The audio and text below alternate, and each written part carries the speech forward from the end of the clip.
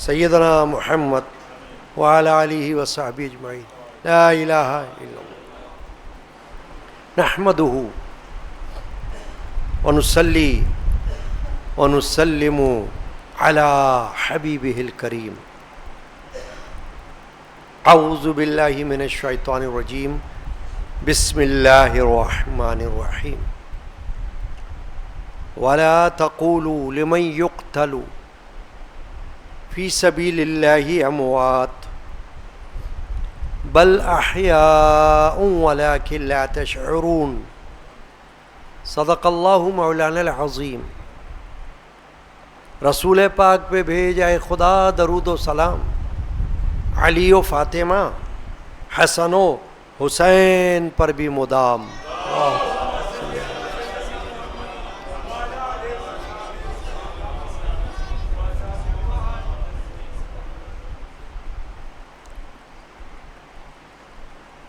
قدیمی مجالس یادگار شہادت حسینی کا یہ سلسلہ ہے، اور محرم کی چاند رات سے لے کر عاشورہ تک، پھر تیسرے دن سوئم حسینی کے عنوان سے محفل، اور آج چیلم حسینی کے عنوان سے محفل. یہ ہمارے آباء و اجداد کا معمول رہا ہے. یعنی یہ طریقہ میں نے ایجاد نہیں کیا، یہ میرے جد امجد حضرت مولانا الحاج الحافظ الشاہ محمد غلام رسول القادری رحمۃ اللہ علیہ سے چلا آ رہا ہے. اسی ترتیب میں ہم یہاں حاضر ہیں. اللہ تعالی حاضری قبول فرمائے. وقت محدود ہوتا ہے تو ذکر اہل بیت، محبت اہل بیت، عقیدت اہل بیت پاک، اس ضمن میں قرآن سے، حدیث سے، اللہ تعالیٰ کی دی ہوئی توفیق سے ہم کچھ پڑھیں گے، کچھ سنیں گے. اللہ تعالیٰ قبول فرمائے. ایک بات جو ہمیشہ ذہن میں رکھنی چاہیے کہ ہمارا آنا، سننا تو بات کی بات ہے، پڑھنا بھی بات کی بات ہے. سب سے پہلے آنا. آئیں گے تو پڑھیں گے اور آئیں گے تو سنیں گے. جو نہیں آئے گا وہ نہ پڑھے گا نہ سنے گا. تو سب سے پہلے یہ بات ذہن نشین کرنا چاہیے کہ پڑھنا، پڑھانا اور سننا، سنانا یہ تو بات کی بات ہے. آنا ہی اللہ کا کرم ہے جو ہم پر اللہ تعالیٰ نے فرمایا کہ ہمیں اپنی پاک مقبولان بارگاہ ہستیوں کے ذکر میں لا کر بٹھایا. ان کی یاد میں آنا ہی سب سے پہلا قدم ہے. اس کے بعد پڑھنا ہے، اس کے بعد سننا ہے. یہ ہے شعور کی بات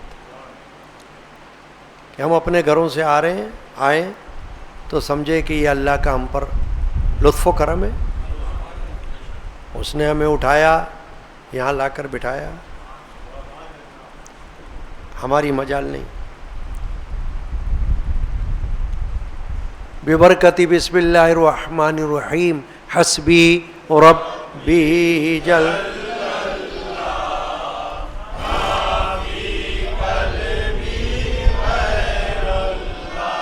سبحان اللہ.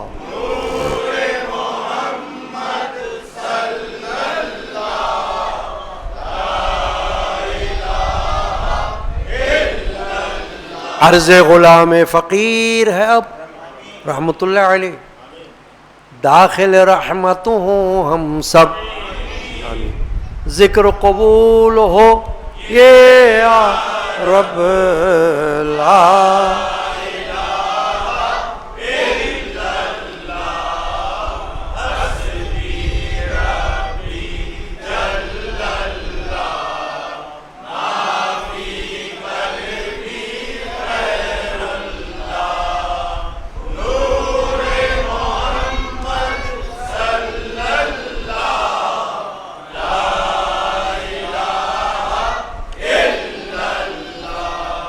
صلی اللہ علیہ یا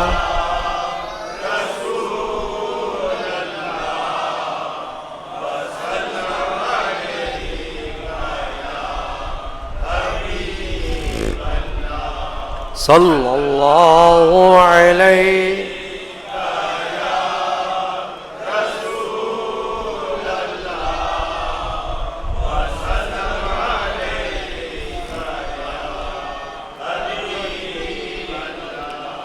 ابھی میں نے عرض کیا کہ ہمارا آنا، پڑھنے سے بھی پہلے، سننے سے بھی پہلے آنا، یہی بڑی بات ہے اللہ کے کرم کی۔ حضرت والد ماجد رحمۃ اللہ علیہ نے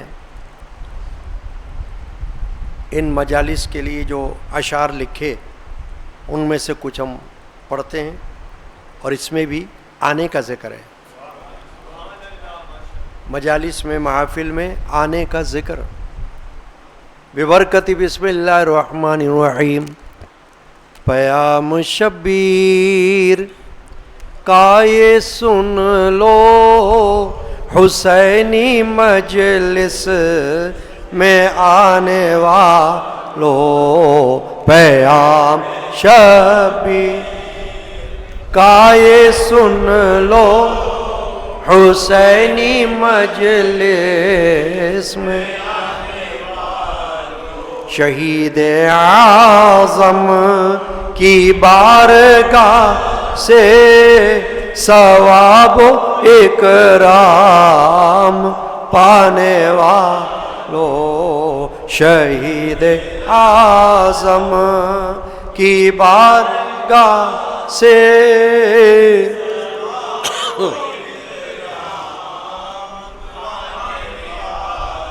نبی کے نور نظر کی مجلس، علی کے لختے جگر کی مجلس، نبی کے نور نظر کی مجلس، علی کے لختے ہے مسجد قادری میں برپا، اب آؤ الفت سے والو، ہے مسجد قادری میں برپا، اب آؤ الفت،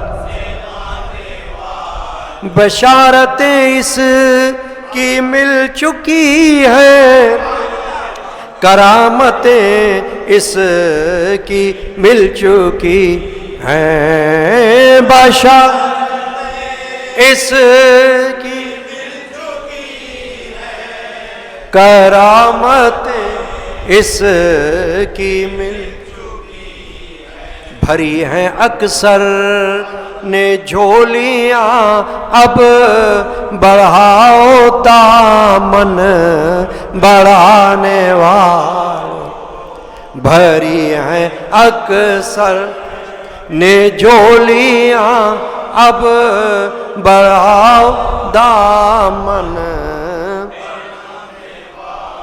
ادب سے نظریں جھکا کے آؤ، خلوص دل میں جگا کے آؤ، وہ ادب سے نظریں جھکا کے آؤ، خلوص دل میں جگا کے آؤ، خیال ہستی مٹا کے آؤ، خدا سے رشتہ لگانے والو، خیال ہستی مٹا کے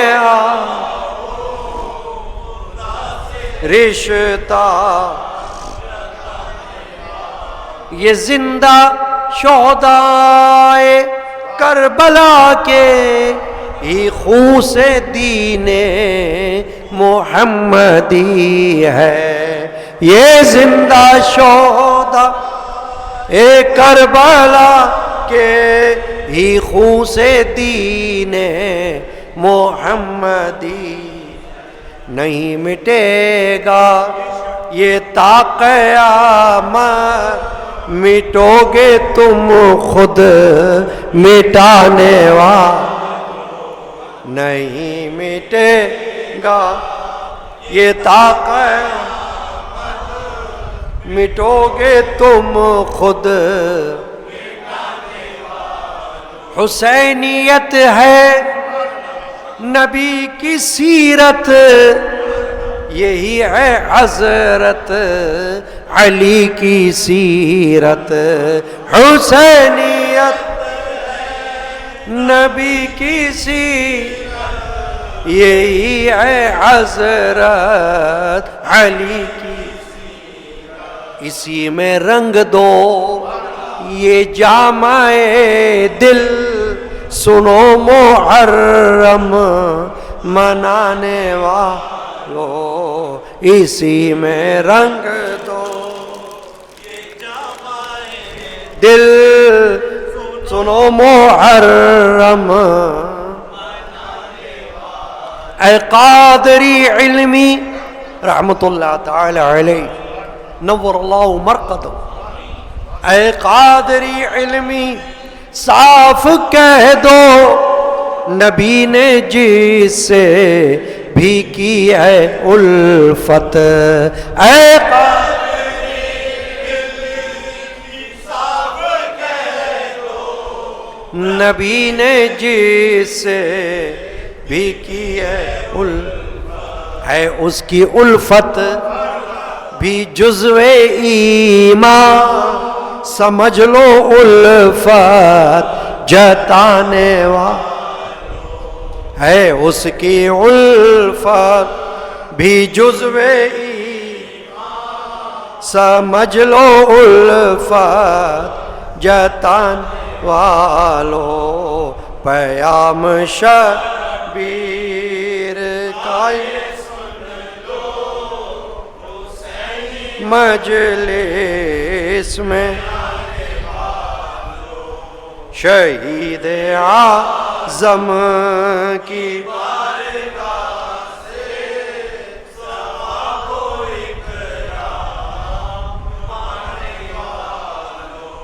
رسول پاک پہ بھیج اے خدا درود و سلام علی و فاطمہ حسن و حسین پر بھی مدام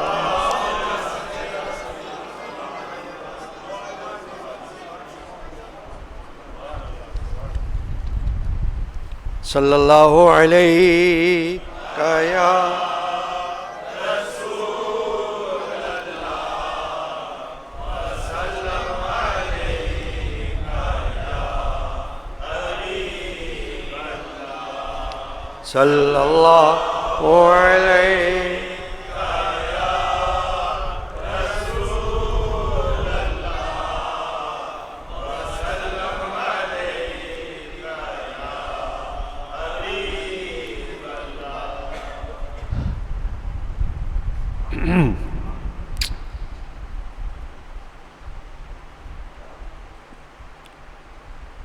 اہل بیت پاک اہل بیت اطہار رضی اللہ عنہ مجمعین جب ہم یہ نام لیتے ہیں تو ان میں اولاً سرکار دو عالم مغفر بنی آدم صلی اللہ تعالی علیہ وسلم کی ازواج مطہرات شامل ہیں۔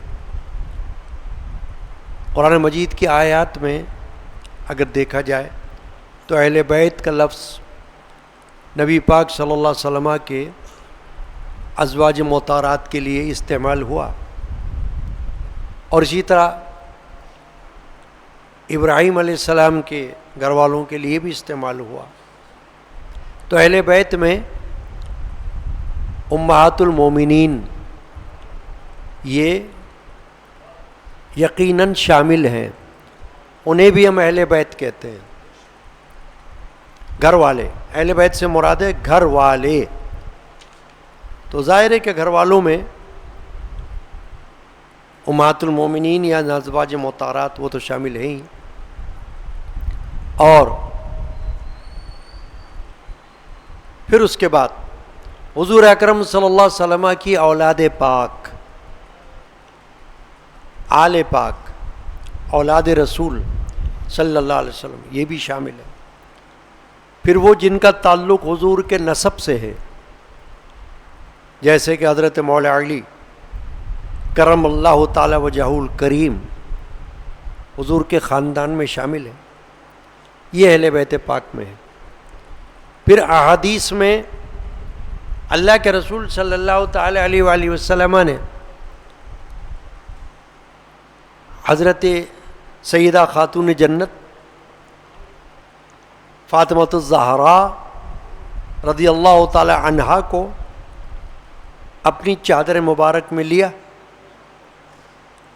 ان کے شوہر حضرت مولا علی مشکل کشا کرم اللہ وجہہ الکریم کو بھی اپنی چادر میں لیا۔ حضرت سیدنا امام حسن رضی اللہ تعالی عنہ کو لیا، حضرت امام حسین رضی اللہ تعالیٰ عنہ کو لیا، اور فرمایا یہ میرے اہل بیت ہیں۔ تو ان کو بھی چونکہ حضور کی زبان اقدس سے اہل بیت کہا گیا، تو وہ بھی اہل بیت میں شمار ہیں اور شامل ہیں۔ تو جب ہم اہل بیت کا ذکر کرتے ہیں تو یہ سب ہستیاں مراد ہوتی ہیں اپنی اپنی جگہ۔ جب امہات المومنین کا ذکر کیا جائے گا تو وہ اہل بیت کہلائیں گی، اس وقت ان کو ہم کہیں گے یہ اہل بیت ہیں۔ ہر ایک ام المومنین، چاہے وہ حضرت خدیجۃ الکبریٰ ہوں، چاہے حضرت عائشہ صدیقہ ہوں، چاہے حضرت حفصہ ہوں، چاہے حضرت زینب بنت جحش ہوں، چاہے حضرت سودا ہوں، چاہے حضرت جویریہ ہوں، جتنی حضرت ام سلمہ ہوں، حضرت ام حبیبہ ہوں، 11 امہات المومنین ہیں، 11 ازواج مطہرات ہیں، 11 ایمان والوں کی مائیں ہیں۔ ان میں سے ایک بھی وہ نہیں جو ایمان والوں کی ماں نہ ہو، جو ہماری ماں نہ ہو۔ تو بندہ تو اپنی سگی ماں کا ادب کرتا ہے، بدتمیزی نہیں کر سکتا، توہین نہیں کر سکتا، اور نافرمانی نہیں کر سکتا۔ تو یہ تو وہ ذات ہے جس کو ہم ام المومنین یا امہات المومنین کہتے ہیں۔ تو یہ تو بہت افضل و اعلیٰ، یہ تو وہ ماں ہے جس پر ہماری سگی مائیں قربان ہیں۔ یہ تو وہ مائیں جن کو شرف اور نسبت حاصل ہوئی سرکار دو عالم صلی اللہ علیہ وسلم سے، جن کے لیے اللہ نے قرآن میں فرمائے نبی کی بیویوں تم دوسری عورتوں کی طرح نہیں ہو۔ تو دوسری عورتوں کی طرح نہیں ہو کا جو الفاظ ہیں قرآن پاک کے، یہ خود اس طرف اشارہ کرتے ہیں کہ ان کی شان دیگر تمام خواتین سے بلند و بالا ہے، ان پر کسی اور عورت کو قیاس نہیں کیا جا سکتا۔ تو جب کبھی امہات المومنین کا ذکر ہوگا تو وہ اہل بیت کہلائیں گے، جب کہیں اولاد رسول کا ذکر ہوگا وہ اہل بیت کہلائیں گے، جب کہیں حضور کے خاندان والوں کا ذکر ہوگا جو ایمان والے ہوئے وہ اہل بیت کہلائیں گے۔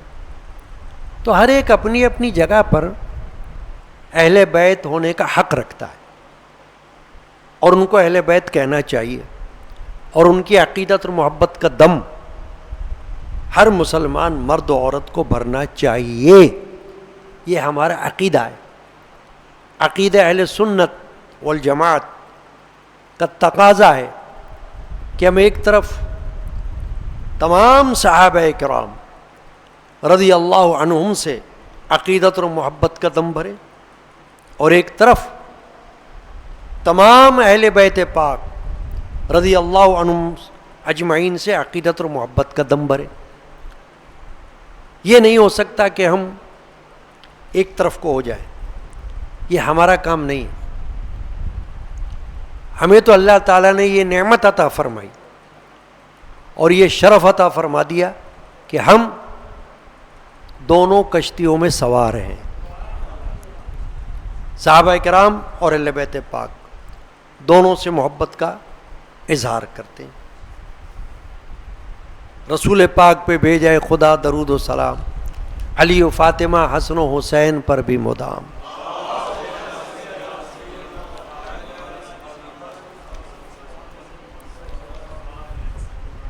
بندہ پروردگارم امت احمد نبی، دوست دار چار یارم، تابع اولاد علی، مذہب حنفیہ دارم، ملت حضرت خلیل، خاک پائے غوث اعظم، زیر سایہ ہر ولی. یہ یاد رکھنا آپ. اس کو ہم کہتے عقائد حنفیہ. ہر وہ بندہ جو حنفی کہلاتا ہوگا، ہماری طرح آپ کی طرح، امام اعظم ابو حنیفہ کا مقلد پیروکار فقہی اعتبار سے، اس کے لیے یہ رباعی، یہ دو اشعار بہت قابل ذکر ہے. سنی کے لیے بندہ پروردگارم امت احمد نبی، میں پروردگار کا بندہ ہوں اور احمد نبی کا امتی ہوں. دوست دار چار یارم، تابع اولاد علی، میں چار یاروں کا دوست ہوں، چاروں خلفائے راشدین کا. تابع اولاد علی، حضرت علی کے اولاد تک، یعنی حسنین تک، امام حسن امام حسین کریمین تک. دوست دار چار یارم، تابع اولاد علی، مذہب حنفیہ دارم، ملت حضرت خلیل، میں حنفی مذہب رکھتا ہوں، ملت حضرت خلیل ہوں، ابراہیم خلیل اللہ کی ملت پر ہوں. اور خاک پائے غوث اعظم، زیر سایہ ہر ولی، کہ میں غوث اعظم کی خاک پاؤں کی خاک ہوں، زیر سایہ ہر ولی، ہر ولی کے زیر سایہ رہتا ہوں. یہ عقیدہ جب سنی کا نہ ہو تو سنی نہیں ہے. جب تک یہ جو دو اشعار ہیں ان کے مطابق عقیدہ نہ ہو جائے. میں چھوٹا تھا تو ہماری مسجد میں، اندر والی مسجد میں، اس وقت مسجد چھوٹی تھی، اب تو ماشاءاللہ بڑی بن گئی. میرے دادا کے زمانے میں چھوٹی تھی مسجد، اتنی بڑی نہیں تھی، مگر ایک فریم تھا، اور اس فریم میں دیوار پر جو فریم لگا ہوتا تھا اس میں یہ دو اشعار لکھے ہوئے ہمیشہ وہ فریم لٹکا ہوا رہتا تھا. پھر میرے والد ماجد رحمۃ اللہ علیہ نے کتاب لکھی قادری نامہ، دو حصے، حصہ اول حصہ دوم. اس قادری نامہ میں ان دو اشعار کو عنوان کیا دیا؟ آئینہ عقائد حنفیہ. عقائد حنفیہ کا آئینہ، یہ آئینہ ہے جس میں ہم کو عقائد نظر آتے ہیں، حنفی عقائد. حنفی ہو اور یہ عقیدہ نہ ہو، وہ حنفی کہاں ہے؟ کیونکہ امام اعظم ابو حنیفہ کا یہ عقیدہ ہے. جو اس عقیدے سے پھرے گا وہ امام اعظم سے پھرے گا، اپنے امام سے پھر جائے گا. ان کا عقیدہ یہی. اور تمام اکابر، اکابر کا معنی ہوتا ہے بڑے، متقدمین علماء، متقدمین صوفیاء و اولیاء، مشائخ، ان سب کا عقیدہ یہی ہے جو دو اشعار کے اندر بیان ہوا ہے. اور پھر توسل، جس کو ہم کہتے ہیں وسیلہ، وہ بھی حنفیوں کا ہی عقیدہ ہے. وہابیوں کا عقیدہ توسل کا نہیں ہوتا. جو لوگ وہابی عقیدہ رکھتے ہیں ان کے نزدیک وسیلہ کوئی چیز نہیں ہے، برکت کوئی چیز نہیں ہے، اس کو اہمیت نہیں دیتے وہ. مگر اہل سنت کے عقیدے پر جو شخص ہوگا، مرد ہو یا عورت، اس کو یہ عقیدہ رکھنا ہے کہ وسیلہ، توسل، یہ ہمارے لیے قرآن حدیث دونوں سے ثابت. چنانچہ بہت بڑے شیخ حضرت شیخ سعدی مصلح الدین سعدی شیرازی رحمۃ اللہ تعالی علیہ کے بھی دو اشعار ہیں، رباعی ہے، اور وہ توسل کی طرف اشارہ کرتی ہے. تو ہمیں یہ عقیدہ بھی رکھنا ہوتا ہے کہ ہم وسیلہ والے ہیں، توسل والے ہیں، اور یہ توسل ہمارا آج کا پیدا کردہ نہیں ہے، یہ صدیوں پہلے کا عقیدہ ہے، صحابہ کرام کے زمانے کا عقیدہ ہے، قرآن و حدیث سے ثابت ہے. حضرت شیخ سعدی شیرازی نے رباعی میں فرمایا، دعائیہ رباعی میں، الہی بحق بنی فاطمہ کہ برقول ایمان کنی خاتمہ، اگر دعوت مرد کنی ور قبول، منو دستو دامان آل رسول. یہ ہے وسیلہ. کیا کہا دعا میں؟ الہی، یا اللہ، یا الہی بحق بنی فاطمہ. جہاں بحق کا لفظ آتا ہے اس سے مراد توسل ہوتا ہے، وسیلہ ہوتا ہے. بحق بنی فاطمہ یعنی حضرت بی بی سیدہ خاتون جنت فاطمہ الزہرا رضی اللہ تعالیٰ عنہ کی اولاد کا صدقہ، ان کی اولاد پاک کا وسیلہ قبول فرما لے اے اللہ میرے حق میں. الہی بحق بنی فاطمہ کہ برقول ایمان کنی خاتمہ، کہ میرا خاتمہ ایمان کے قول پر کرنا، ایمان پر میرا خاتمہ کرنا. تجھ سے یہ دعا کرتا ہوں. اگر دعوتم رد کنی ور قبول، اگر میری یہ دعا قبول ہونے کے بجائے رد ہو جائے، اللہ نہ کرے، تو کیا ہوگا؟ فرماتے منو دست و دامان آل رسول، کہ قیامت میں ہوں گا، میرا ہاتھ ہوگا اور دامان آل رسول ہوگا. یعنی میں فریاد کروں گا کہ اے اللہ میں نے تو تیرے نبی کے آل کا صدقہ مانگا، میں نے تیرے نبی کی اولاد کا وسیلہ مانگا تھا دنیا میں، یہ تیرا فضل ہے کہ تو قبول فرمائے. تو یہ ہے عقائد کی بات. اور ہم جو یہاں بیٹھے ہیں یہ بھی عقیدے سے بیٹھے ہیں. جن کا عقیدہ نہ ہو، بالکل پیدل ہوں اس طرف سے، وہ کیوں بیٹھیں گے کسی محفل میں، کسی مجلس میں؟ کیوں بیٹھیں گے حضرت علی کے ذکر میں؟ کیوں بیٹھیں گے حضرت امام حسن کے ذکر میں؟ کیوں بیٹھیں گے حضرت امام حسین کے ذکر میں؟ کیوں بیٹھیں گے حضرت سیدہ خاتون جنت فاطمہ کے ذکر میں؟ کیوں؟ عقیدہ ہی نہیں ہوگا. کوئی خارجی ہو، کوئی ناصبی ہو، کیوں بیٹھے گا؟ کیونکہ اس کا تو عقیدہ یہ نہیں. یہ عقیدہ اللہ کے فضل و کرم سے اللہ نے سنیوں کو عطا فرمایا ہے کہ ہمیں کوئی جھجک نہیں، ہمیں کوئی تکلف نہیں، ہمیں کوئی اعتراض نہیں. بالکل صاف مسئلہ ہے کہ جو اللہ سے محبت کرے وہ رسول سے محبت کرے، جو رسول سے محبت کرے وہ ایک طرف صحابہ سے محبت کرے، ایک طرف اہل بیت سے محبت کرے، تب ایمان کامل ہے. یہ نہیں کہ صرف اہل بیت سے کرے، یہ بھی نہیں کہ صرف صحابہ سے کرے، دونوں سے کرے، اور دونوں کی محبت میں کوئی کمی نہ رکھے، ترازو کو برابر رکھے.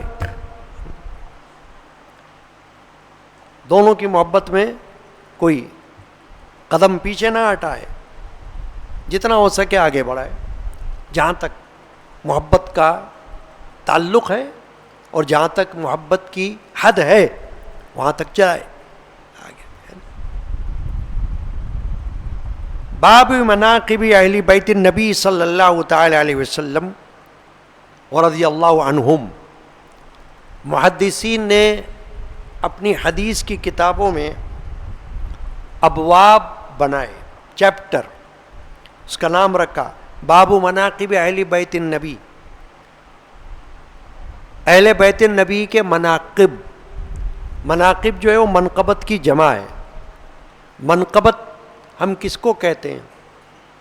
جو کسی بزرگ ہستی کی شان میں کہی جائے، چاہے وہ نثر میں کہی جائے، چاہے وہ نظم میں کہی جائے، وہ منقبت ہوتی ہے.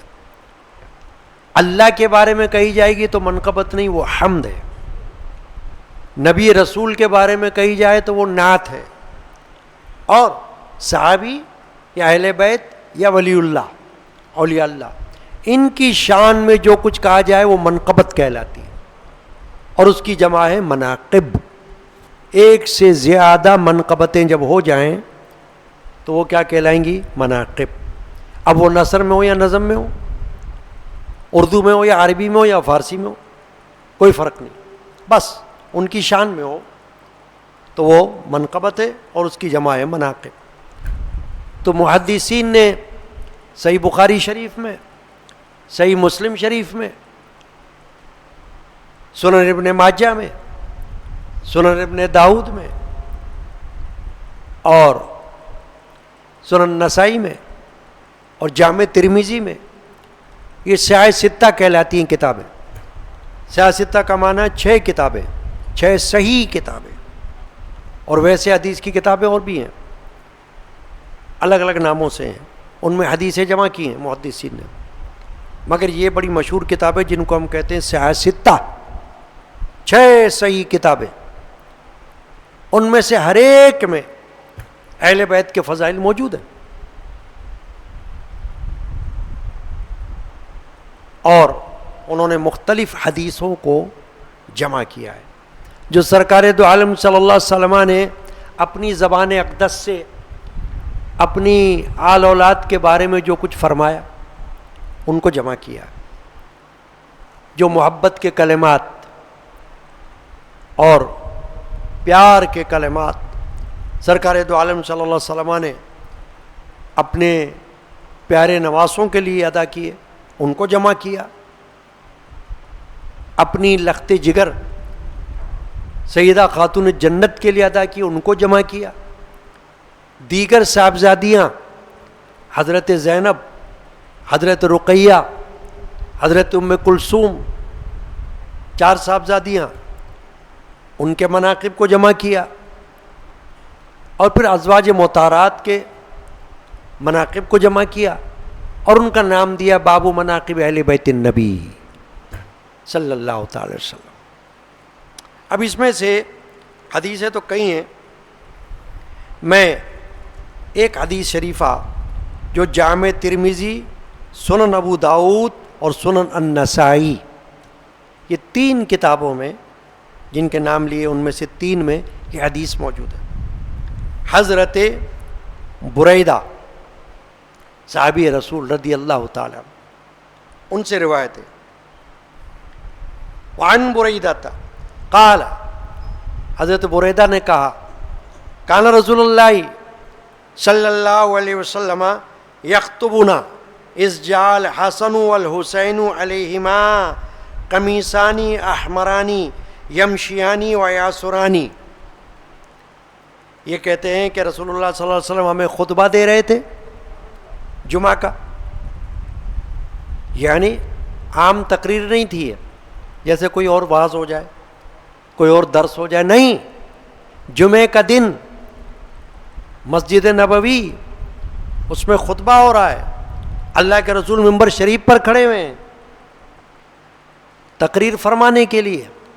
اس کو بھی خطبہ سمجھ لیں آپ، کیونکہ حضور کے زمانے اقدس میں سب کچھ عربی میں تھا. آج کل تو ایسا ہوتا نا کہ اردو میں تقریر ہو رہی ہے پھر عربی میں خطبہ پڑھا جا رہا ہے. اب تقریر جو ہوتی ہے وہ اگر نہ بھی ہو تو جمعہ ہو جائے گا.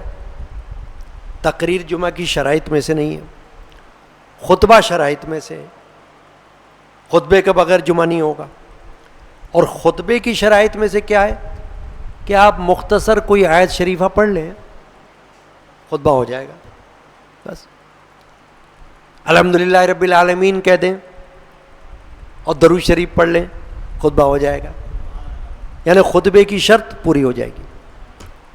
ضروری نہیں کہ آدھے گھنٹے کا خطبہ ہو کہ یہ چھوٹے سے الفاظ پڑھ لیں، کیونکہ خطبہ جو ہے وہ ذکر اللہ ہے. اللہ کا ذکر کر لو، اور اللہ کا ذکر قرآن سے کرو. تو کوئی آیت پڑھ لو، کوئی چھوٹی سورت پڑھ لو، جیسے سورۃ الکوثر ہے، خطبہ ہو جائے گا. پھر خطبہ ثانی میں اہل بیت پاک کا ذکر ہو جائے، صحابہ کرام کا ذکر ہو جائے، وہ خطبہ ثانی ہو جائے گا. تو یہ کیا کہہ رہے ہیں حضرت بریدہ رضی اللہ تعالی، کان رسول اللہ صلی اللہ علیہ وسلم یخطبنا، ہمیں خطبہ دے رہے تھے حضور، اذ جاء الحسن والحسین، کہ حسن بھی آ گئے اور حسین بھی آ گئے. وہاں حضور کے دونوں نواسے مسجد میں آ گئے، اور چھوٹے تھے، بچے تھے. ویسے بھی جب سرکار دو عالم صلی اللہ علیہ وسلم نے دنیا سے پردہ فرمایا تو نہ امام حسن بالغ تھے نہ امام حسین بالغ تھے. 6-7 سال کی عمر، 7-8 سال کی عمر بس یہ تھی. تو یہ تو نابالغ ہی عمر ہوتی ہے نا. یہ جو مسجد میں آئے، یہ اس عمر میں آئے کہ جیسے کوئی بچہ آ جاتا ہے نا، ابھی چلنا سیکھ رہا ہو، ادھر گر رہا ہو، ادھر پڑ رہا ہو، ادھر لڑکھڑا رہا ہو، یہ عمر میں. تو یہ کہتے ہیں کہ حسن بھی آ گئے اور حسین بھی آ گئے. قمیصانی احمرانی یمشیانی ویاسرانی، جن پر 2 سرخ قمیصیں تھیں اور وہ چلتے تھے اور گر رہے تھے. 2 سرخ قمیصیں انہوں نے پہنی ہوئی تھی. سرخ قمیصوں کا مطلب یہ ہوگا کہ ان پر کوئی دھاریاں بنی ہوں گی، کوئی اور نشان ہوں گے. بالکل خالص سرخ نہیں ہوں گی، کیونکہ خالص سرخ پہننا اور پہنانا دونوں منع ہے مردوں کے لیے. خالص سرخ رنگ کا قمیض یا شرٹ، لباس جس پر کچھ اور رنگ شامل نہ ہو، بالکل ریڈ، وہ منع ہے حدیث پاک میں مردوں کے لیے. رسول پاک صلی اللہ علیہ وسلم سے حدیث میں آتا ہے کہ آپ نے جبہ پہنا سرخ، تو اس میں بھی یہ کہ دھاریاں تھیں. جب دھاریاں ہوئیں تو رنگ مخلوط ہو گیا، یعنی ایک رنگ نہیں رہا نا. اب اگر سرخ رنگ کا اور اس میں کالی دھاریاں ہوں، اب خالص سرخ نہیں رہا، اب 2 رنگ شامل ہو گئے نا، ایک سرخ اور ایک سیاہ. اس طرح سے تو یہ کہہ رہے ہیں کہ امام حسن امام حسین تشریف لے آئے، گرتے پڑتے جیسے بچے ہوتے ہیں، چلتے ہوئے لڑکھڑاتے ہیں قدم، ابھی باقاعدہ قدم جمے نہیں ہوتے تھے. تو آ گئے سامنے سے وہ سرخ لباس پہنے ہوئے. فنزل رسول اللہ صلی اللہ علیہ وآلہ وسلم، تو یہ کہہ رہے رسول اللہ صلی اللہ علیہ وسلم نے جیسے دیکھا ممبر سے نیچے آ گئے. آپ ممبر چھوڑ دیا، ممبر شریف پر کھڑے ہوئے حضور، جیسے امام کھڑا ہوتا ہے خطبہ دینے کے لیے یا بیٹھا ہوتا ہے تقریر کرنے کے لیے، تو ممبر پر ہوتا ہے. یہ کہہ رہے فنزل رسول اللہ صلی اللہ علیہ وسلم، رسول اللہ نیچے اتر آئے. یعنی حضور نے دیکھ کر پھر انتظار نہیں کیا کہ خطبہ دیتے رہیں، پڑھتے رہیں، انہیں دیکھتے رہیں، نہیں، چھوڑ دیا خطبہ، نیچے اتر آئے. فنزل رسول اللہ صلی اللہ علیہ وسلم من المنبر، ممبر پر سے نیچے آ گئے. فحملہما ووضعہما بین یدیہ، اور ان دونوں کو اپنے دونوں ہاتھوں میں اٹھا لیا حضور نے. حسن کو بھی اٹھا لیا، حسین کو بھی اٹھا لیا، دونوں ہاتھوں سے گودی میں اٹھا لیا ان کو حضور نے اپنے نواسوں. قالا، اور یہ فرمایا، صدق اللہ، اللہ نے سچ فرمایا، انما اموالکم و اولادکم فتنہ، بے شک تمہارے مال، تمہاری اولاد آزمائش ہیں. یہ سورہ الانفال کی آیت نمبر 28 کا حصہ ہے جو حضور نے حدیث میں فرمایا کہ صدق اللہ تعالی، اللہ نے سچ فرمایا، انما اموالکم و اولادکم فتنہ. فتنے کے کئی معنی ہیں. ایک معنی ہے کوئی عذاب، ایک معنی ہے امتحان، یعنی کہ آزمائش۔ تو رسول پاک صلی اللہ علیہ وسلم نے جو معنی مراد لیے اس آیت کو پڑھ کر، وہ معنی یہ ہے کہ یہ مال اور اولاد، قرآن میں اللہ نے فرمایا تمہارے لیے فتنہ ہے، تو یہ جو حسن حسین ہے یہ میرے لیے آزمائش ہے۔ آزمائش یہ ہے کہ میں ان کو دیکھ کر منبر پہ کھڑا نہیں رہ سکتا، میں نیچے اتر گیا اور میں نے ان کو اپنے گود میں اٹھا لیا، ان کو اپنے ہاتھوں میں اٹھا لیا، کہ میرے لیے آزمائش کا موقع تھا کہ حسن گر نہ پڑے، حسین گر نہ پڑے۔ تو میں نے یہ انتظار نہیں کیا، بلکہ میں منبر سے نیچے اتر گیا اور میں نے ان کو اپنے ہاتھوں میں اٹھا لیا ہے۔ نظرت الی ھذین السبیبین یمشیان ویعصران، حضور نے فرمایا صلی اللہ علیہ وسلم نے، میں نے ان دونوں بچوں کو دیکھا کہ چل رہے ہیں، گر رہے ہیں، تو میں صبر نہیں کر سکا، یہاں تک کہ میں نے اپنی بات بند کر دی۔ فلم اصبر حتی قطعت، میں نے اپنی بات بند کر دی، اور ورفعتہما، اور ان دونوں کو میں نے اٹھا لیا۔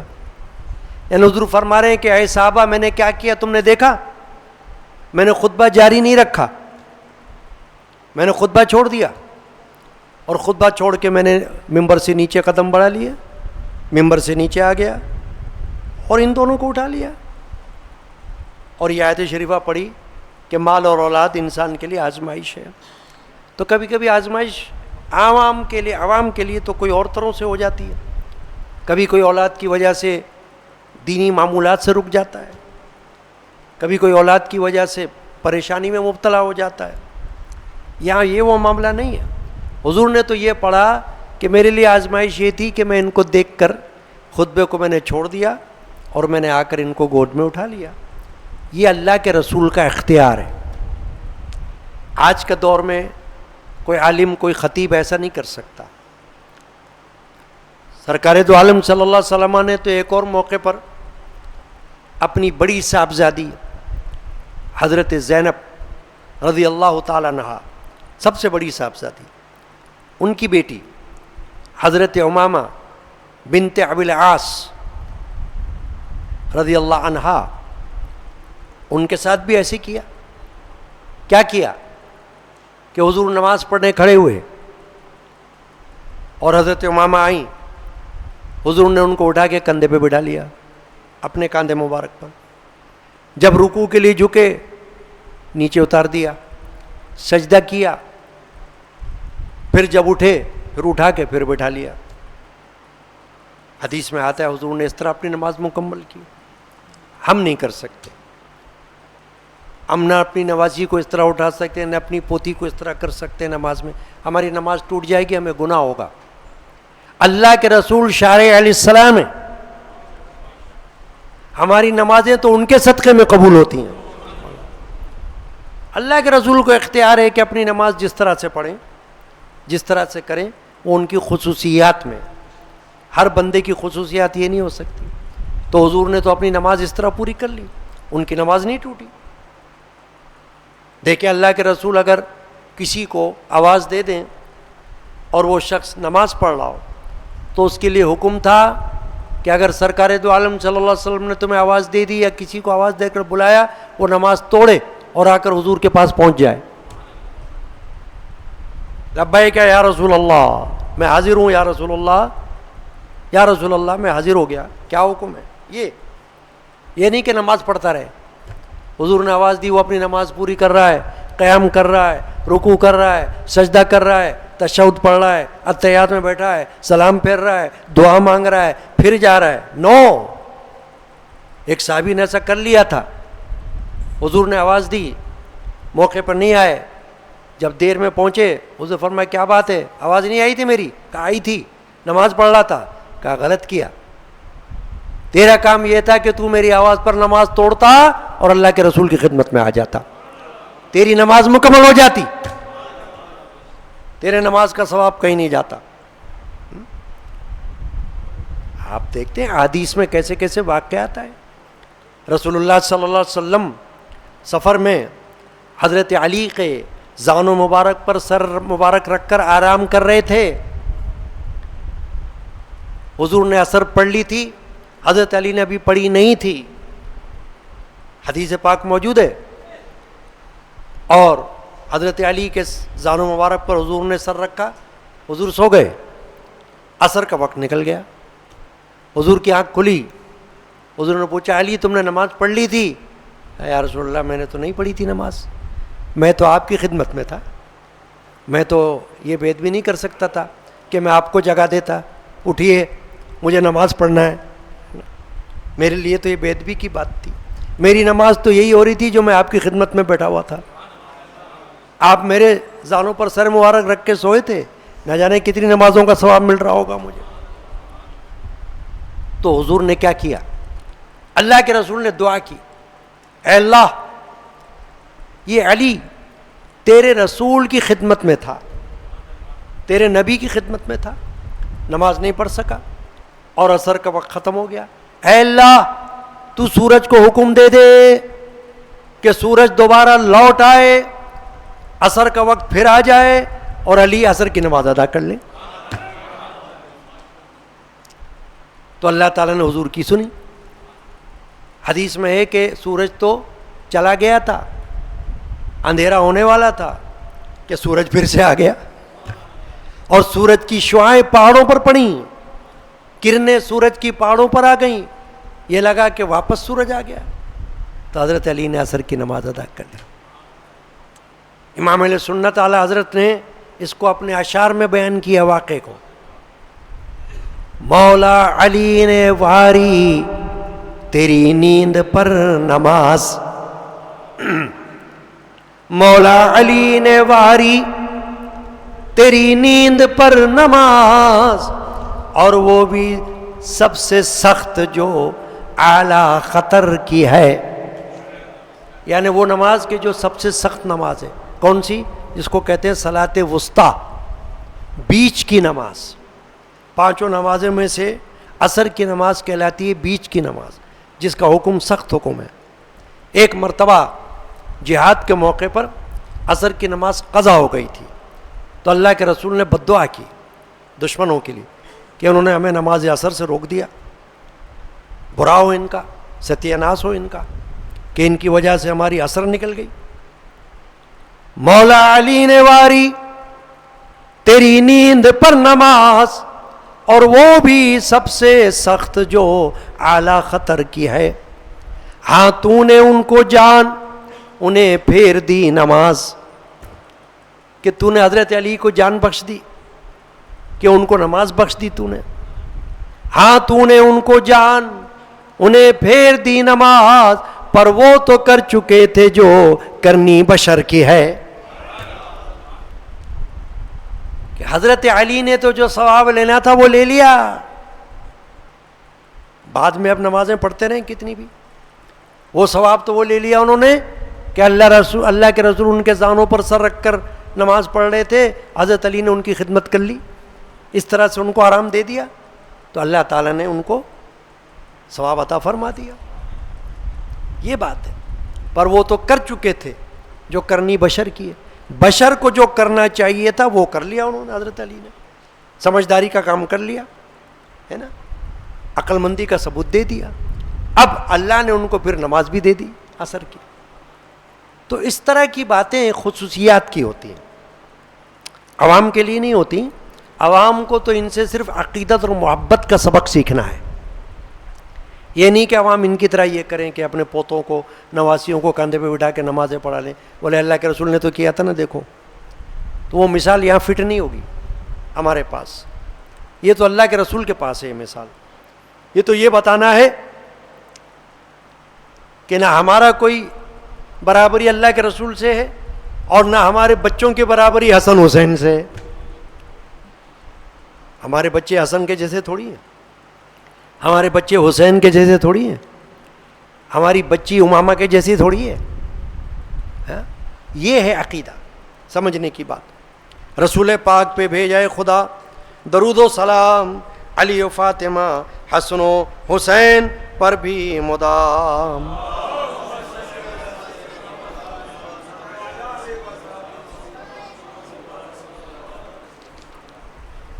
اب کئی احادیث شریفہ ہیں اہل بیت پاک کی محبت میں.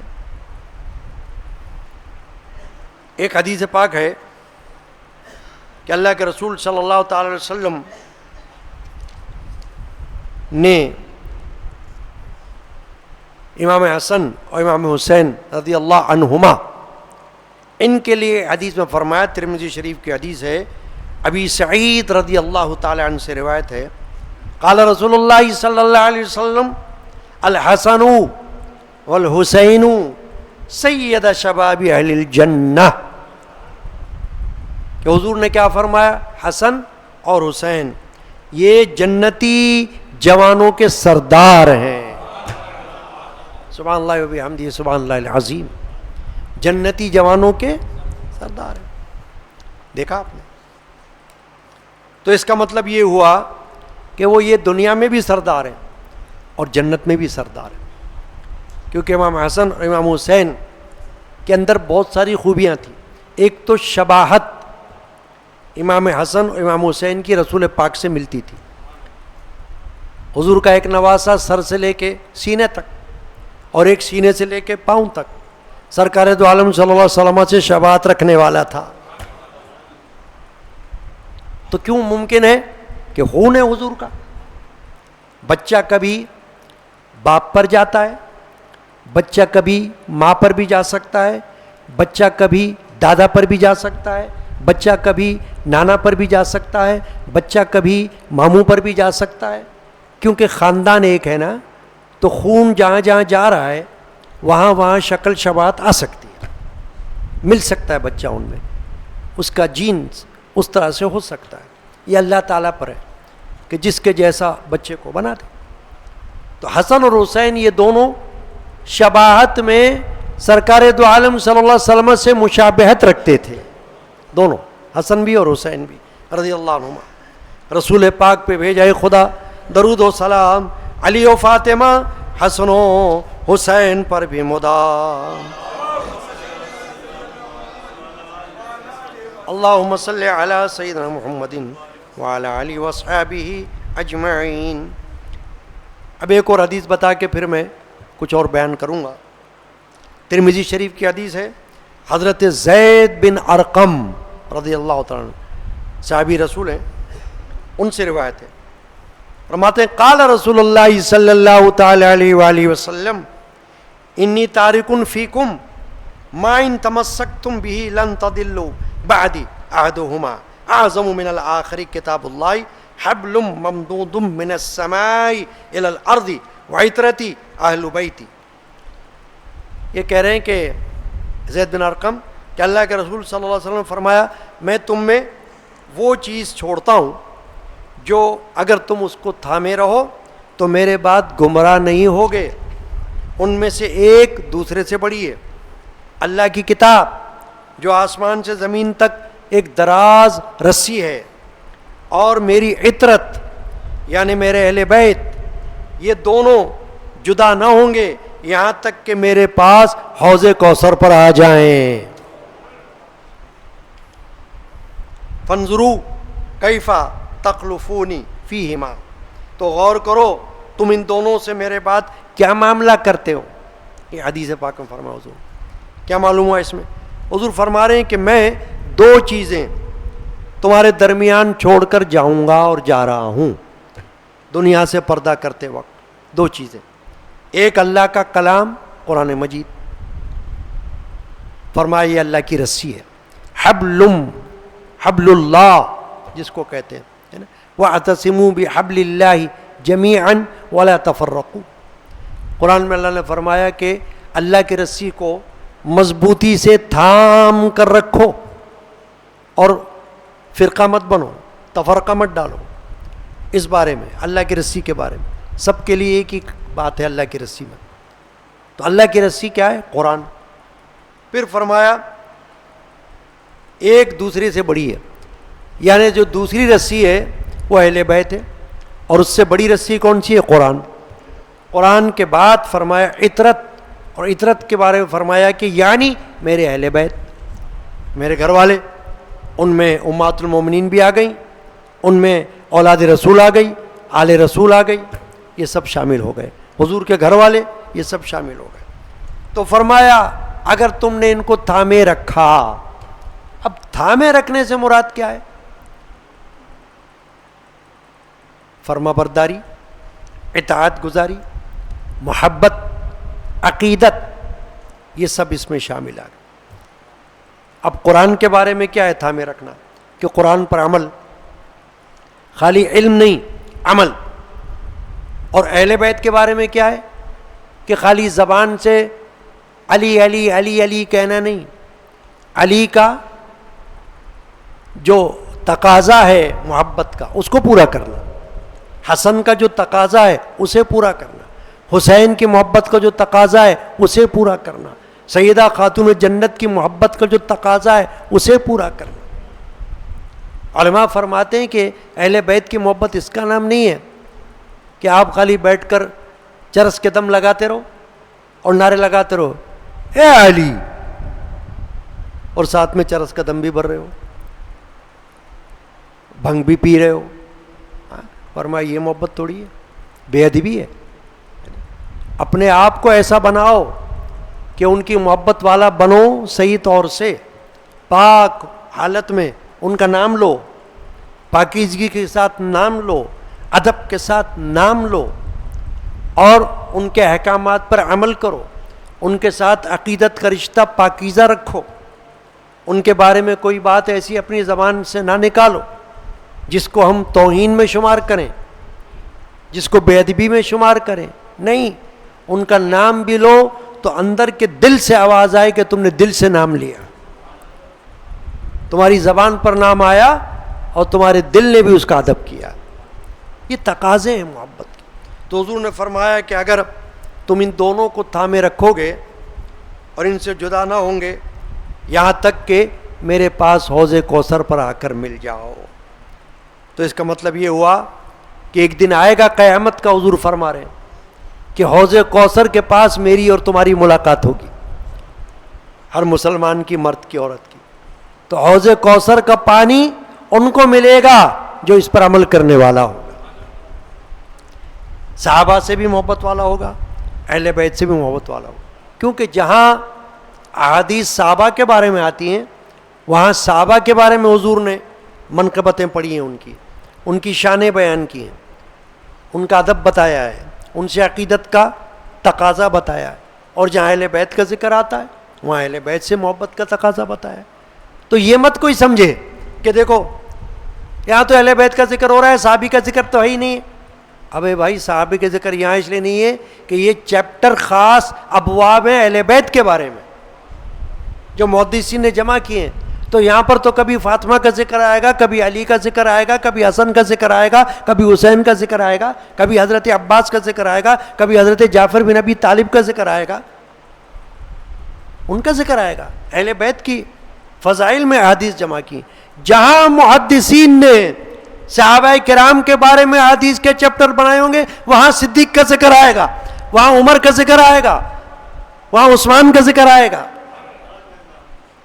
وہاں ان کے فضائل بیان ہوں گے، کیونکہ اللہ کے رسول صلی اللہ علیہ وسلم نے قرآن کو لے کر صحابہ کے فضائل بھی بیان کیے، وہ حدیث بن گئے، اور کہیں حضور پاک صلی اللہ علیہ وسلم نے قرآن کو لے کر اہل بیت کے فضائل بیان کیے۔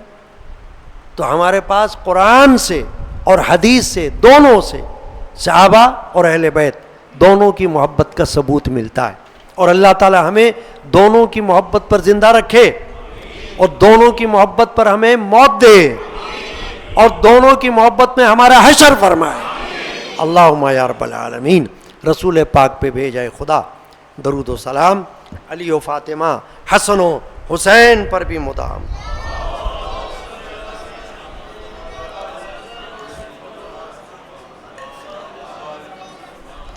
اللہم صلی علی سیدنا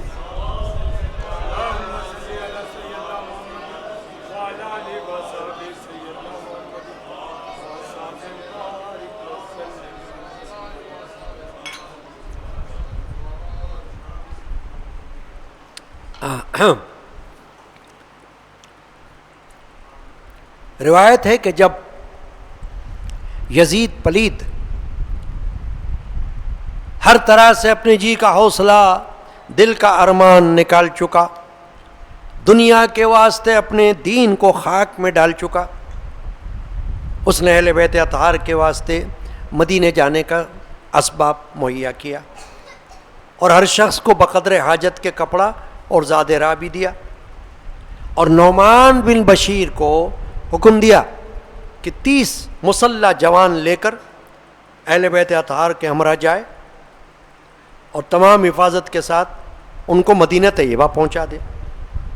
چنانچہ حضرت امام زین العابدین، یہ امام حسین کے فرزند ارجمند ہیں، ان کو حضرت سجاد بھی کہا جاتا ہے، انہیں عابد بیمار بھی کہا جاتا ہے۔ میدان کربلا میں یہ بیماری کی حالت میں تھے، اور یہ وہ ہستی ہیں کہ جو کربلا میں زندہ رہے۔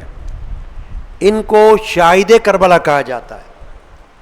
شہید کربلا تو وہ جو شہید ہو گیا، اور شاہد کربلا وہ جس نے گواہی دی کربلا کے واقعات کی، تو یہ شاہد بنے۔ چنانچہ حضرت امام زین العابدین رضی اللہ تعالی عنہ سر مبارک حضرت امام حسین علیہ السلام اور دیگر شہداء اعظام کے سروں کو لیے ہوئے یزید کے دربار سے فراق پدر میں زار زار روتے ہوئے چلے۔ مدینے سے اپنے والد محترم کے ساتھ، امام حسین کے ساتھ آئے تھے، اور دمشق سے بے پدر اور یتیم ہو کے چلے۔ نعمان بن بشیر حزب الحکم یزید اہل بیت اطہار کو کمال تعظیم و تکریم سے مدینے کو لے کر چلا۔ راہ میں اہل بیت کے ساتھ کوئی دقیقہ تعظیم اور تکریم کرنا چھوڑا، اطاعت سے منہ نہ موڑا۔ جہاں اور جس وقت اہل بیت چاہتے عماری سے یعنی سواری سے اتر آتے، اور جب چاہتے اپنے خوشی سے سوار ہو جاتے۔ چنانچہ روایت ہے کہ جب قافلہ مدینہ منورہ کے قریب آیا، حضرت ام کلثوم نے حضرت زینب سے فرمایا، اے بہن، یہ نعمان بن بشیر، اس نے اللہ اور رسول کا بہت پاس کیا، اہل بیت کی بہت تعظیم کی ہے، ہر طرح کا پاس کیا، ہمارا خیال کیا، ہمارا دل سے بہت خوش ہوا ہے۔ اب اس کو کوئی چیز صلے میں بدلے میں دینا ہمیں ضروری ہے۔ حضرت زینب نے فرمایا، ہاں اے بہن، نعمان بڑا اہل ادب تعظیم والا ہے، تو ہم کیا دیں اس کو، سوائے کچھ کان کے زیور کے، ہمارے پاس تو کچھ ہے ہی نہیں۔ تو دونوں بہنوں نے اپنے کانوں سے اور اپنی گردنوں سے اور انگلیوں سے جو کچھ زیور تھا وہ اتارا اور نعمان کے پاس بھیجا کہ یہ تمہاری خدمت کا حق ہم تمہیں دے رہے ہیں، اور قبول کر لو، اور قیامت میں انشاءاللہ تعالی ہم تمہارے ساتھ بڑا حسن سلوک کریں گے۔ وہاں تو اللہ تعالیٰ کی طرف سے ہمیں اختیار ہوگا، جس کو چاہیں بخشوائیں اللہ کی بارگاہ میں، تو انشاءاللہ وہاں ہم تمہاری سفارش کریں گے، یا اللہ اس کو بخش دے، شفاعت کر کے تمہیں بہشت میں لے جائیں گے۔ نعمان نے کہا کہ میں نے تو جو آپ کی خدمت کی وہ اللہ کے واسطے کی، اللہ کی خوشی کے لیے کی ہے، مجھے آپ سے کچھ اور مطلوب نہیں، بس میری خدمت اللہ کی بارگاہ میں قبول ہو جائے کہ میں نے آپ کو بحفاظت یہاں تک پہنچا دیا، جو سعادت مجھے وصول ہو گئی اللہ تعالیٰ اس کو قبول کر لے۔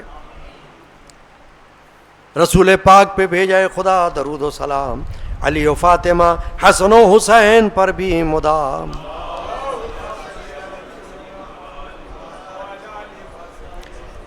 اللہم صلی علی محمد وعلی آلہ وصحبہ اجمعین۔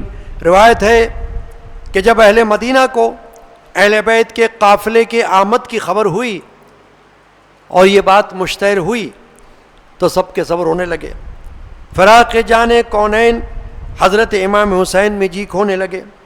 سارے مہاجر اور انصار، مرد و عورت، چھوٹے بڑے، استقبال کو قافلہ اہل بیت کے گھر سے روتے ہوئے باہر آئے۔ یا حسینہ، یا سیدہ کے نعرے، یا حسرتہ وویلا کے شرارے عرش تک پہنچایا۔ جب حضرت امام زین العابدین اور دختران حضرت امام حسین و خواہران شہزادہ کونین پر نظر اہل مدینہ کی پڑی، اور ان کا پیراہن بصورت گریباں تھا، دامان چاک دیکھا، اور کپڑوں میں ان کے باپ بھائیوں کا خون دیکھا، اور زلفوں پر خاک دیکھی تو گویا روتے روتے ان کی طبیعت بے اختیار ہو گئی، چہرے فق ہو گئے اور سینے شق ہو گئے، کوئی مرغ بسمل کی طرح خاک پر لوٹنے لگا اور کوئی مارے غم کے اپنا گلا گھونٹنے لگا، بے قرار ہو گئے۔ جب سرور امام حسین رضی اللہ عنہ کو دیکھا تو سب کے ہوش جاتے رہے۔ اس وقت ایسا ماتم پڑ گیا کہ تحریر میں نہیں آ سکتا۔ روایت ہے کہ جس دن امام زین العابدین ماں زنان و یتیمان و اہل بیت اطہار سر شہید کربلا علیہ تعیت و ثنا مدینے میں آئے، شجر و حجر دیوار و در کو مبتلا ماتم جانے کونین امام حسین پائے، جدھر نظر اٹھائی کیفیت قیامت نظر آئی، نگری مدینے کی امام حسین کے سونی پائی، ہر دل پر مصیبت قیامت سے بھی دگنی پائی۔ چنانچہ ناگاہ ام المؤمنین حضرت ام سلمہ رضی اللہ تعالی عنہا زار زار روتی ہوئی اپنے حجرے سے باہر نکل آئی، اور وہ شیشی خاک کربلا جو کہ خون ہو گئی تھی، ایک شیشی تھی اس میں کربلا کی خاک تھی جو خون بن گئی تھی، وہ اپنے ساتھ لائیں۔ جب اہل بیت نے حضرت ام سلمہ کو دیکھا رنج ان کا دوبالا ہو گیا، اور جب وہ شیشے پرخون دیکھا جگر پرخار داغدار و دل گل لالا ہو گیا۔ اس وقت حضرت ام سلمہ نے حضرت امام زین العابدین کو گلے سے لگایا اور باگری و زاری کچھ الفاظ آپ نے ارشاد فرمائے۔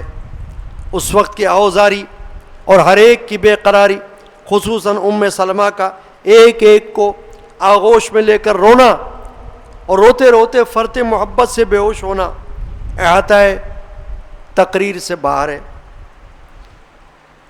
سر امام حسین کو سر اور آنکھوں پر دھر دھر کے آہ سرد بھر بھر کے اس قدر بے تاب ہو رہی تھیں کہ ان کو غش پر غش آ رہا تھا۔ حضرت شہربانو یعنی حضرت امام حسین رضی اللہ عنہ کی اہلیہ محترمہ زوجہ حضرت شہربانو حیرت سے سب کا منہ تکتی تھی۔ حضرت زینب مغموم اور ام کلثوم نے حضرت ام سلمہ کے گلے سے لپٹ کر فرمایا کہ اے نانی جان، کیا کہیں، ہم تو اس دشت کربلا میں لٹ گئے، بھائی بھتیجے سب ہم سے چھوٹ گئے، اب ہم کہاں جائیں، اہل مدینہ کو کیا منہ دکھائیں، اب ہمیں بہن کہہ کر کون پکارے گا، محمل سے ہم کو کون اتارے گا۔ الغرض ام سلمہ اور اہل بیت رسول اور اولاد بطول کو اپنے ساتھ لے کر رسول مقبول صلی اللہ علیہ وسلم کے روضے اقدس پر آئیں، بے اختیار ہو کر مزار اطہر کو جنبش میں لائیں، اور وہی سر مبارک حضرت امام حسین رضی اللہ تعالیٰ عنہ کا جو رات دن آغوش رسول اکرم میں رہا کرتا تھا، سرور عالم صلی اللہ علیہ وسلم کے گود میں جو امام حسین نے وقت گزارا تھا، ان کا سر مبارک مزار اقدس پر لا کر رکھ دیا اور ایک پرسوز آہ دل صد چاک سے کھینچی۔ روایت ہے کہ اس وقت حضرت زینب مغموم نے خاک مزار سید ابرار صلی اللہ علیہ وسلم کو سر اور آنکھوں پر اپنی مل کے فرمایا، واہ محمدہ، اے نانا جان، یہ آپ کی آنکھوں کے تارے ہیں، یہی 3 دن کے بھوکے پیاسے خنجر آبدار کے مارے ہیں، یہی آپ کے نواسے ہیں، یہی قطرے آپ کے پیاسے ہیں، یہی حسین آپ کے گھر کا اجالا تھا۔ اے نانا، کیا آپ نے اسی دن کے واسطے ان کو پالا تھا؟ جبرائیل نے کیا اسی دن کے لیے ان کو جھولے میں جھلایا تھا؟ ذرا آپ دیکھیے، راکب دوش و زیب آغوش کا یہ منظر دیکھیے کہ کس طرح شربت شہادت پی کر حالت سرور میں ہے، چہرہ لہو سے تربتر ہے، اور لبہائے نوشین قطرے آپ کو ترس رہے ہیں، سر بے تن مزار اقدس پر دھرے قدم بوس ہو رہے ہیں۔ رسول پاک پہ بھیجے خدا درود و سلام، علی و فاطمہ حسن و حسین پر بھی مدام۔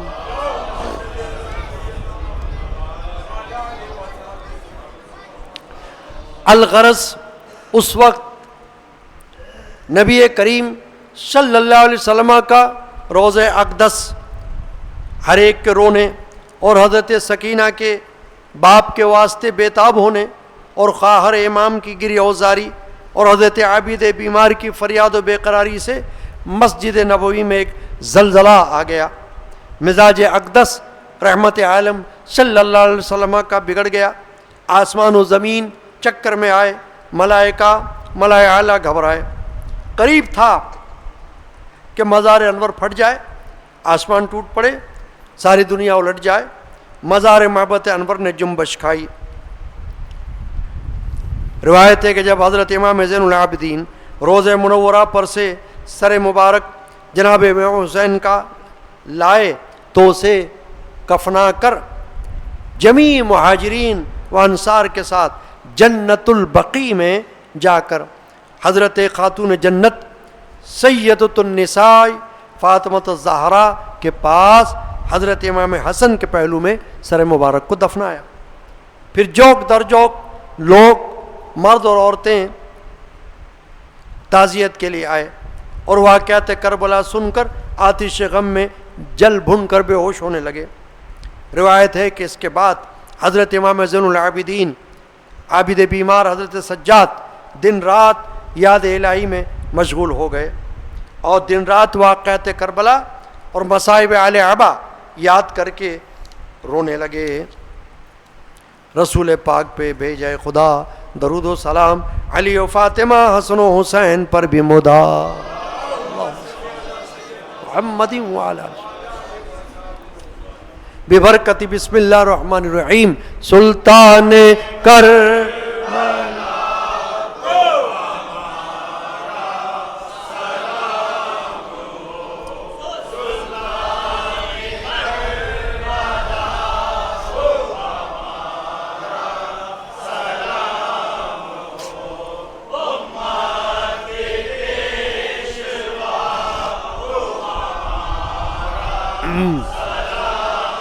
رحمت خدا کی شاہ شہیداں کی روح پر ملت کے مقتدا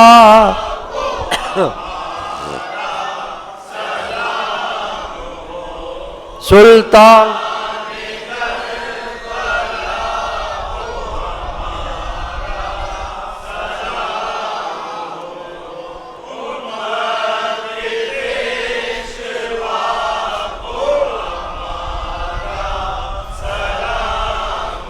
سر دے دیا مگر نہ دیا ہاتھ غیر کو، اس عین حق نما کو ہمارا سلام ہو۔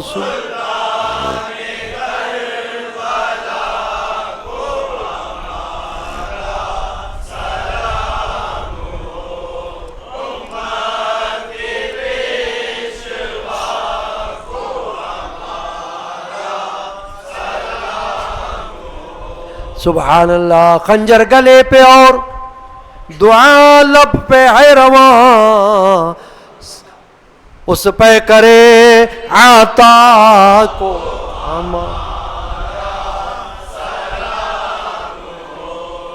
سلطان کربلا کو ہمارا امت کے پہ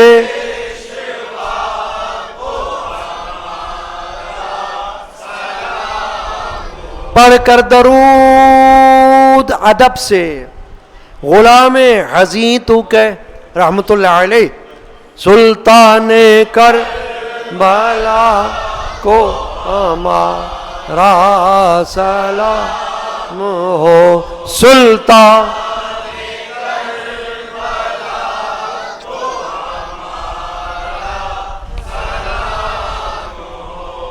امت کے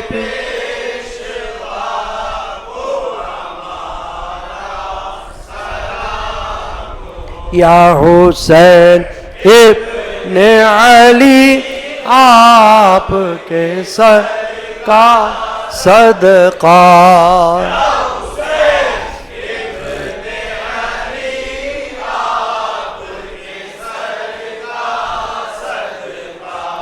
آپ کے جو دو سخا آپ درد مندوں کو ملے درد محبت کی دوا اور جو بیمار سرکار سے پائے وہ شفا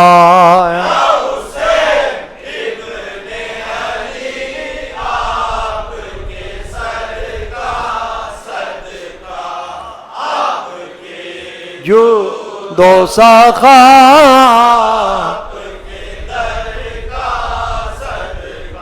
آپ کے درد بھرے قلب و جگر کا صدقہ اور آپ کی عشق و محبت کی نظر کا صدقہ یا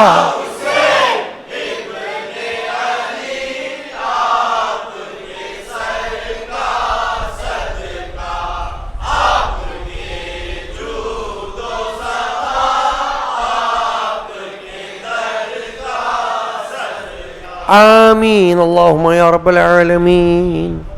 اللہ تعالیٰ قدیمی مجالس یادگار شہادت حسینی کے سلسلے کی اس حاضری کو خواتین و حضرات چھوٹوں بڑوں کی طرف سے قبول فرمائے۔ آئندہ سال پھر اللہ تعالیٰ ہمیں ایسی حاضری کی توفیق عطا فرمائے، آمین۔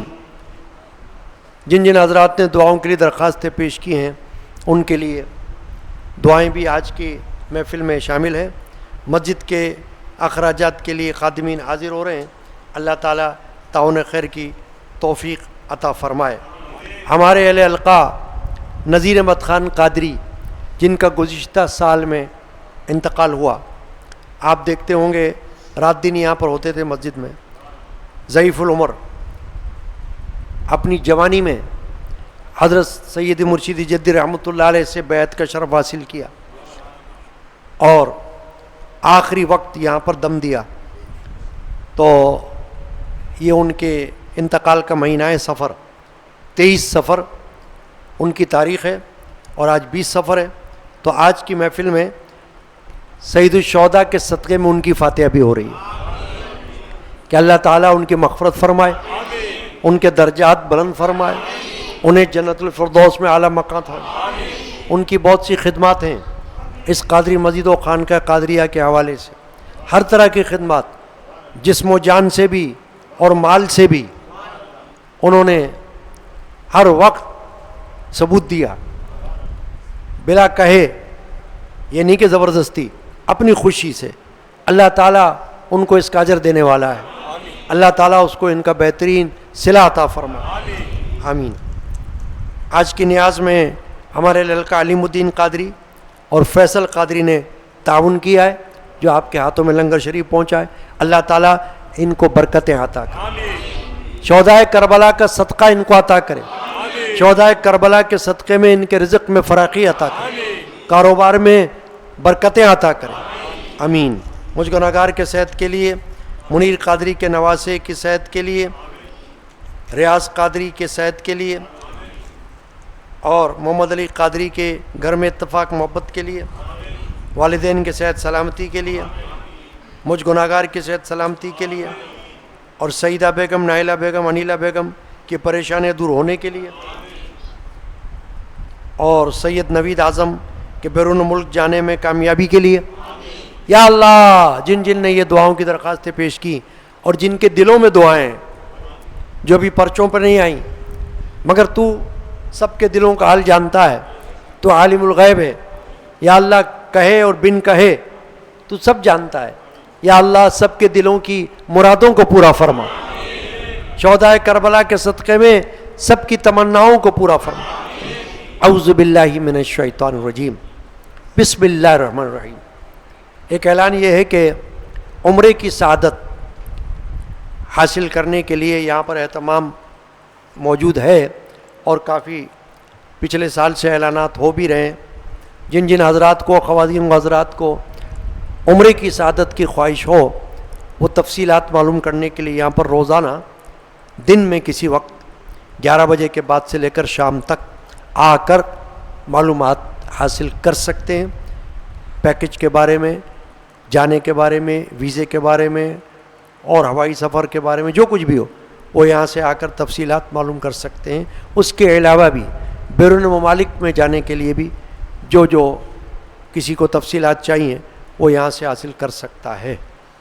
اور دوسرا اعلان یہ ہے کہ اسلامی تعلیمات کا 3 مہینے کا کورس جو ماہ رمضان سے پہلے ہو چکا ہے، دوبارہ شروع ہونا چاہتا ہے، اور اس میں 1 مہینہ عقائد پر لیکچر ہوں گے، 1 مہینہ اعمال پر ہوں گے، 1 مہینہ تصوف صوفیہ کی تعلیمات پر ہوں گے، اور وہ لیکچر میں خود انشاءاللہ ہر اتوار کو دوں گا، اور اس کے اختتام پر 3 مہینے کے کورس کے اختتام پر ان کو اسناد یہاں سے جاری کی جائیں گی قادریہ اسپریچول اکیڈمی کی طرف سے۔ تو اللہ تبارک و تعالی جن جن کو ذوق و شوق ہو اور جو اپنے علم میں، اپنی زندگی میں اضافہ کرنے کے خواہش مند ہوں، وہ روزانہ آ کر رابطہ کر سکتے ہیں، معلومات حاصل کر کے یہاں پر داخلہ لے سکتے ہیں۔ اللہ تعالیٰ توفیق عطا فرمائے، آمین۔ ہر اتوار کو ظہر کی نماز کے بعد فقہی مسائل کا درس ہوتا ہے، قرآن و حدیث کی روشنی میں، کافی دنوں سے چل رہا ہے، 2 بجے سے لے کر 2:30 بجے تک۔ آپ خود بھی کوشش کریں، اپنے دوست احباب کو بھی دعوت دیں خیر کی اس محفل میں، تاکہ معلومات، علم ان کو نصیب ہو جائے۔ اللہ تعالیٰ توفیق عطا کرے، اللہم یا رب العالمین۔ آنے والا مہینہ ہمارے لیے بڑا اہم مہینہ ہے، ربیع الاول شریف۔ اس میں کئی معمولات ہوتے ہیں۔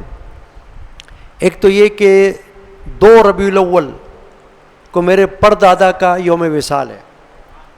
پردادا کا معنی میرے دادا کے والد، میرے دادا حضرت مولانا شاہ غلام رسول قادری، جن کا مزار شریف ہے موجود، ان کے والد حضرت علامہ الحاج الحافظ القاری علم الدین القادری رحمۃ اللہ علیہ، جو صدر کی قصبان مسجد کے اول امام و خطیب تھے۔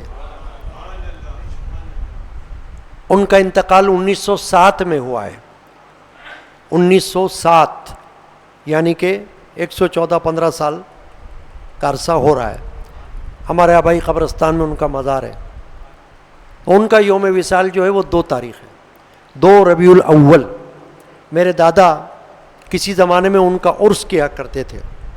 آپ نے خود فرمایا، آواز ان کی موجود ہے میرے دادا کی، فرمایا میں اپنے والد کا عرس کیا کرتا تھا 2 ربیع الاول کو، لیکن میں نے میلاد النبی میں اس کو ضم کر دیا، یعنی میلاد النبی میں اس کو شامل کر دیا، ان کی فاتحہ کو الگ سے اب عرس نہیں کرتے بلکہ میلاد النبی میں شامل کر لیا۔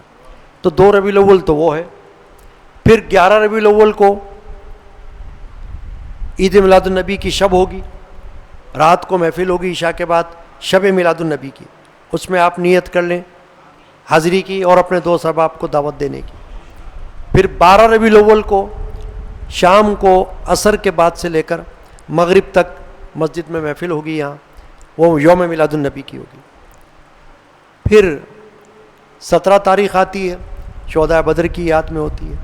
پھر آئے گی چاند کی 21 تاریخ، 21 ربیع الاول، وہ میرے والد ماجد کے نانا حضرت صوفی سائیں عبد الغنی رحمۃ اللہ علیہ کے عرس مبارک کا دن ہے۔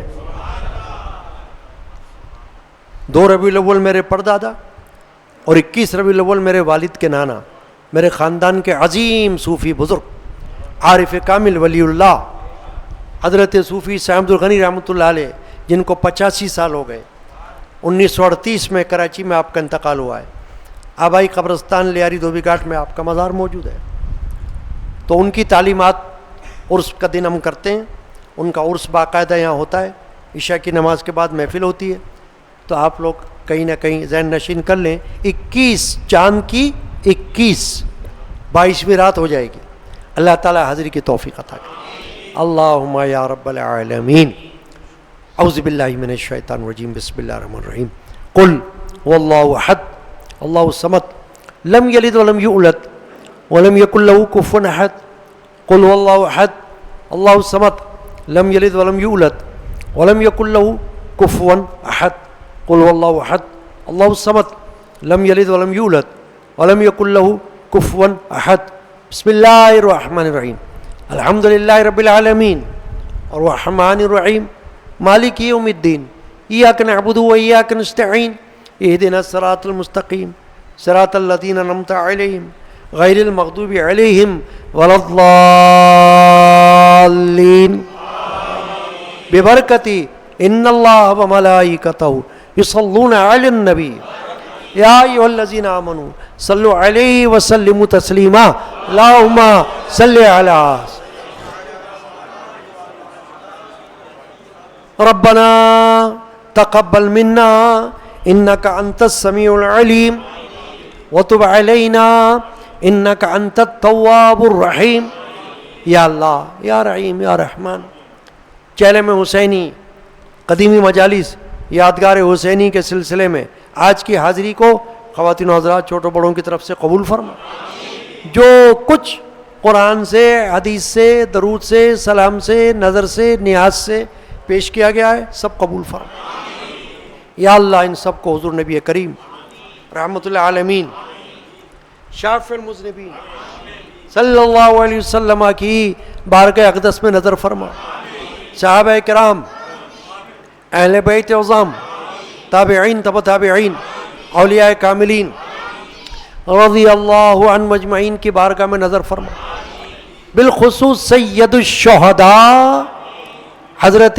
سیدنا امام حسین رضی اللہ تعالیٰ عنہ کی بارگاہ اقدس میں نظر فرما ان کے تمام اہل بیت پاک کی بارگاہ میں نظر فرما یا اللہ حضور سیدنا غوث الاعظم رضی اللہ تعالیٰ عنہ کی بارگاہ اقدس میں نظر فرما ہمارے تمام خاندانی بزرگان دین مشائخ پاک اور بزرگان دین مرشدان پاک کی ارواح کو ثواب پہنچے ہمارے اہل حلقہ پیر بھائیوں بہنوں عزیز و اقارب کے ارواح کو ثواب پہنچا اہل حلقہ صوفی نذیر احمد خان قادری رحمۃ اللہ علیہ کی روح کو ثواب پہنچا ان کے درجات بلند کر دے انہیں جنت الفردوس میں اعلیٰ مقام عطا کر ان پر رحمتوں کا نزول فرما ان کی قبر کو جنت کا گلزار بنا کہ گناہوں خطاؤں کو بخش دے رحمت کے سائے میں اعلیٰ مقام عطا کر اللہم ربنا آمین یا اللہ جو حاضر ہیں ان کے نام اعمال میں اجر و ثواب دے بے روزگاروں کو حلال رزق عطا کر بیماروں کو صحت شفا عطا بے اولاد کو نیک اولاد عطا کر یا اللہ ہمارے اہل حلقہ مولانا عبد الوحید قادری جو حضرت صاحب رحمۃ اللہ علیہ کے خدمت گزاروں میں ہیں ہمیشہ سے ہمارے بچپن سے ہم نے ان کو دیکھا اور ضعیف العمر ہیں موجود ہیں بیمار رہتے ہیں خاص کر ان کے لیے اللہ کی بارگاہ میں دعا ہے کہ اللہ تعالیٰ ان کو صحت کاملہ عطا کرے شفاء عاجلہ عطا کرے انہیں ہمت عطا کرے انہیں سلامتی عطا کرے ان کا سایہ تادیر قائم رکھے آمین یا اللہ یا اللہ یا اللہ جو جہاں سے دعاؤں کے لیے عرض کر رہے ہیں یہاں سے اور جہاں بیٹھے ہوئے یا اللہ ان کی دعاؤں کو قبول کر صدقہ حسنین کریمین یا اللہ ان کی حاجتوں کو پورا فرما جو بے اولاد ہیں ان کو نیک اولاد عطا کر تندرست اولاد نرینہ عطا کر امام حسن امام حسین کے صدقے میں بے اولادوں کو نیک اولاد عطا کر آمین اور یا اللہ بچے بچیوں کو نیک رشتے عطا کر یا اللہ شہداء کربلا کے صدقے میں ہر بچے بچی کے گھر کو آباد کر نیک رشتے نیک جوڑے عطا کر ان کی رکاوٹ دور کر دے ان کے لیے آسانی کر دے آمین ماں باپ کو ان کی خوشیاں دکھا اللہ یا اللہ قادری مسجد میں آنے جانے والوں کو حفظ و امان میں رکھ اور گھروں میں اتفاق محبت عطا کر اللہم یا رب العالمین اے اللہ سب کی دلی تمناؤں کو پورا فرما آئندہ پھر ایسی محفل آ کے حاضری نصیب اور جو محفل ہوتی رہتی ہیں حلقہ ذکر اللہ ان سب میں حاضری کی توفیق دے صلی اللہ تعالی علی سیدنا مولانا محمد وعلی آلہ واصحابہ واہل بیتی اجمعین برحمتک یا ارحم الراحمین.